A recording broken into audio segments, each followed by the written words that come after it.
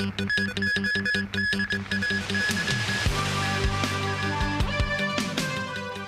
toll from the Taipo fire has risen to 159 as search for bodies continues. Residents of the only building in the estate that didn't catch fire went home to collect personal items. And French President Emmanuel Macron arrives in Beijing for a state visit.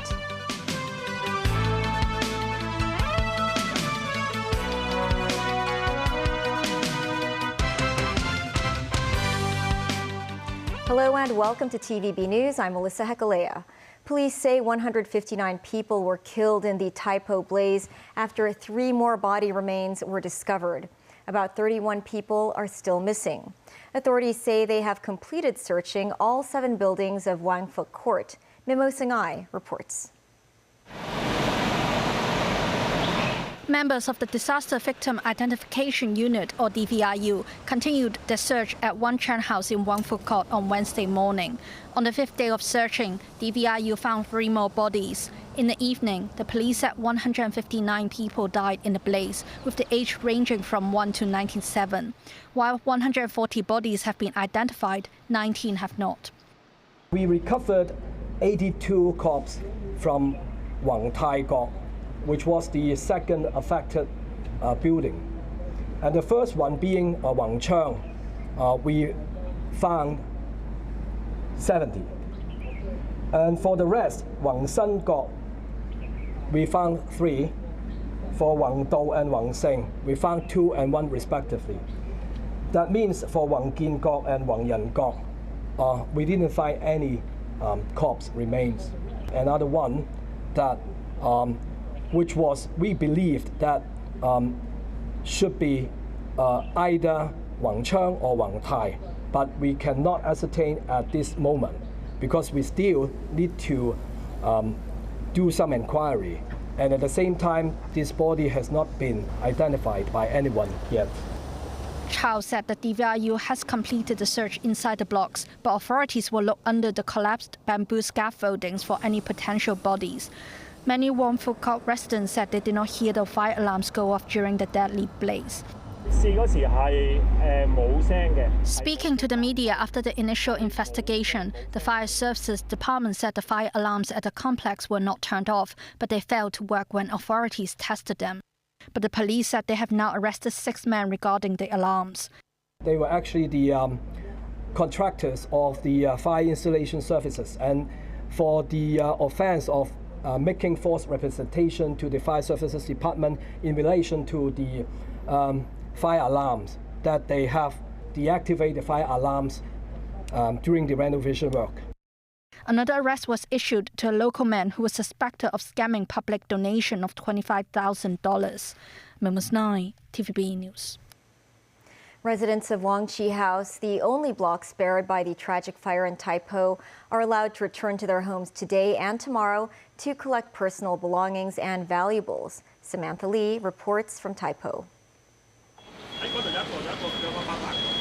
Packing up personal belongings and leaving with suitcases, each household of Wang Chi House can send 2 members to their flats for 90 minutes to retrieve their belongings between 9 a.m. and 9 p.m. on Wednesday and Thursday.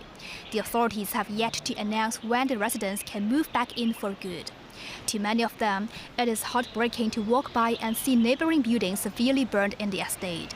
Standing here on Piofa Cove Road, we can see Wang Chi House is still wrapped in protective netting, with not much damage as other blocks.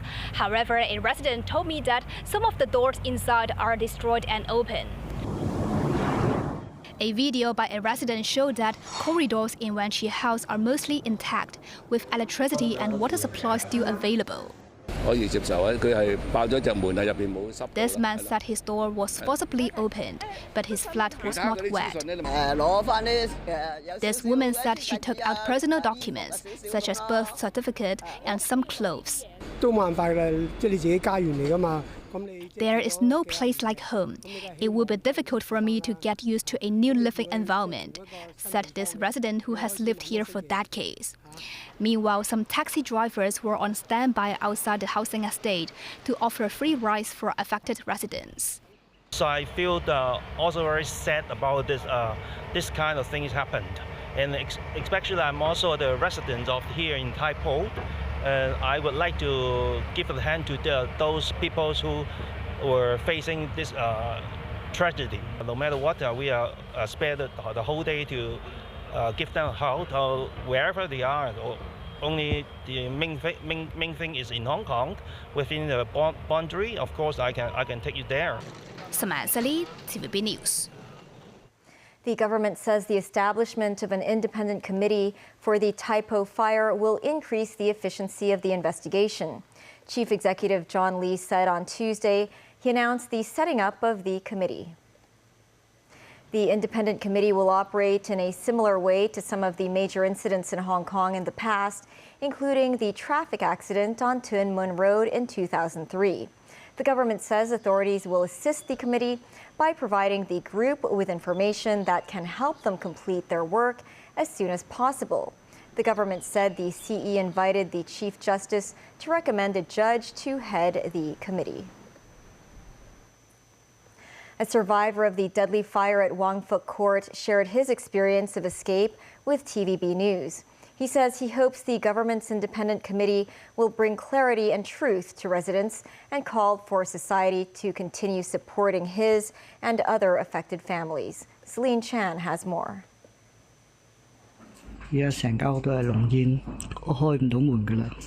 而家都黑掹掹嘅，成間屋都係煙，唯有等啲消防員救咯。 These were the words that William, a lower floor resident of Wang Cheng House, sent to his friends during the fire. A message that also carried his final plea to look after his wife, his children, his family if he could not make it out of the fire alive. 當時逃生門係通向死亡，唔係逃生。 The emergency exit felt like a passage to death. Even my home, a place I believed was safe, was no longer safe. I thought I wouldn't survive, so I told my friends to take care and asked some friends to take care of my family on my behalf. Yet even as he hovered at the edge of life and death, William still ventured into the smoke-filled corridor to pull Mr. and Mrs. Chow into his own unit for temporary shelter. The couple had earlier been interviewed by TVB News. 去到4點幾啦。 By around 4, I started feeling dizzy. I told the couple I'm getting dizzy and they must stay strong. I prepared wet towels, filled a bucket with water and told them to keep re-wetting the towels. If anything happened, they should climb out through the window. I was worried that they might not know what to do if I passed out without warning them, and they would lose their last sense of security. His wife and children remain deeply shaken. The family is now staying at a friend's home in Taipo as it's more convenient for the kids to go to school. Regarding the independent committee set up by the government to review the incident, William's hope is simple yet profound. He insists that the truth must be uncovered so that those killed in the fire do not depart in silence. 警鐘熄咗係咪要有通告呢？ Should there have been a notice when the fire alarm was silenced to make people aware? Is silencing the alarm right? I watched the scaffolding nets burn before my eyes. I dare not comment on whether the bamboo scaffolding was safe, but when I held onto the bamboo scaffolding to escape, that was what held my weight and helped carry me onto the rescue ladder. He also noted that the experience of the fire made him realize the importance of fire safety awareness and hopes the government will strengthen related publication efforts in the future. William said the grief that lingers will take time to ease. He hopes the community can keep supporting the survivors and do not hold back their kindness, as every word of support and every gesture of care helps in this journey of healing. Celine Chan, TVB News. Overseas, French President Emmanuel Macron and his wife Brigitte have landed in Beijing for a three-day state visit that will focus on economic and trade matters. Efforts to bring an end to the prolonged war in Ukraine are also expected to be on the agenda. France's first couple stepped off a plane after nightfall in Beijing and were greeted by Foreign Minister Wang Yi. Their itinerary for the day includes a tour at the 18th century Qianlong Garden complex in the Forbidden City. Macron, on his fourth state visit to China, is set to meet with President Xi Jinping tomorrow at the Great Hall of the People. France wants to attract more investment from Chinese companies and facilitate market access to China for French exports such as wine and spirits. And the British government has reportedly postponed its decision on whether to approve the construction on China's mega embassy in London. This is the third time that Britain have pushed back the decision. Mimo Singhai reports. In a letter seen by Reuters, the UK's Department of Housing said the decision of giving the green light to the embassy project will be made on January 20th. Another report said the UK authorities need extra time to make the decision on the embassy because of special security concerns. China bought the old Royal Mint Court site in 2018 at the price of £225 million. The Chinese government then proposed its plan of constructing an embassy on the site. The proposal was opposed by some parties. Some are concerned that if the embassy plan is approved, which will be the largest one in Europe, it will become an espionage hub and Chinese authorities could obtain sensitive information. On Monday, UK Prime Minister Keir Starmer said that China poses national security threats to Britain, but he wants closer business ties between the two countries. Momos 9, TVB News. Still ahead, U.S. Secretary of Defense Pete Hegseth defended the second strike on an alleged drug boat in the Caribbean Sea. Foreign Minister Wang Yi holds talks with Russia's top diplomat, Sergei Lavrov, in Moscow. And travel agency chain M&F Lucky Holiday has closed down. 1,500 people are affected.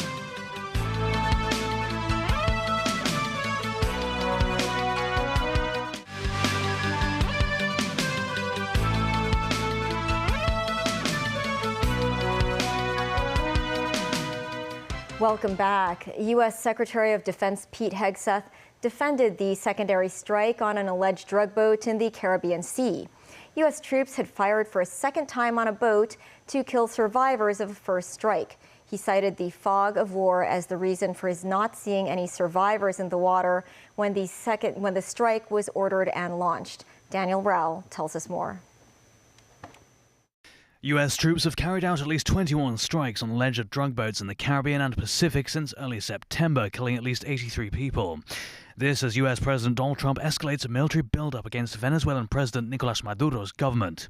Democratic lawmakers and some Republicans say they're worried Trump has conducted a 3-month-long military campaign without congressional authorization.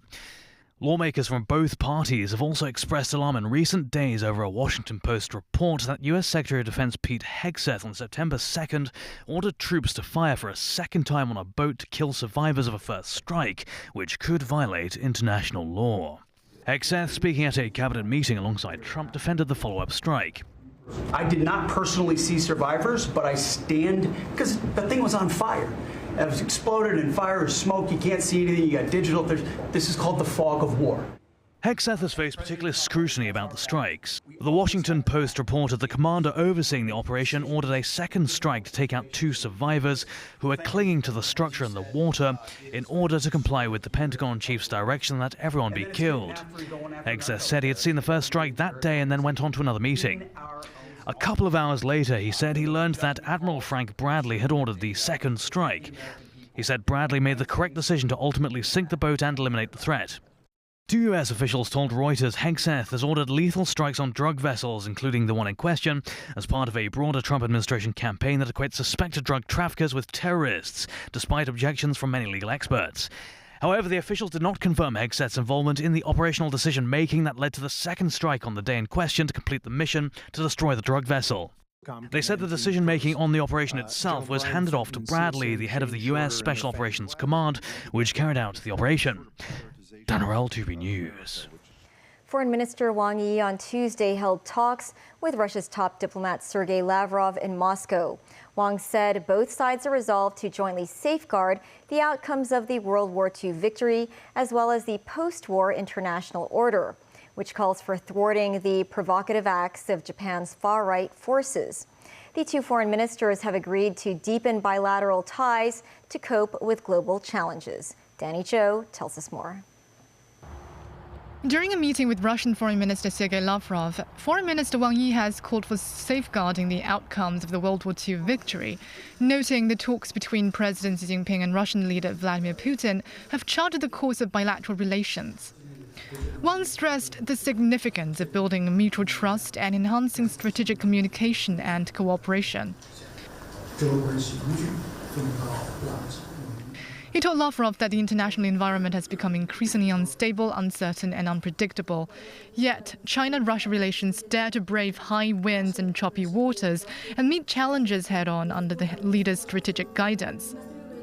One said Beijing stands ready to continue to work with Moscow to fully implement the important censors. China has pledged to contribute further to the development of a more just and equitable international order. On Russia's latest visa-free waiver for Chinese nationals starting this month, one lauded the move as a manifestation of their comprehensive partnership. Lavrov expressed willingness to strengthen cooperation with China within multinational frameworks in safeguarding international safety and stability.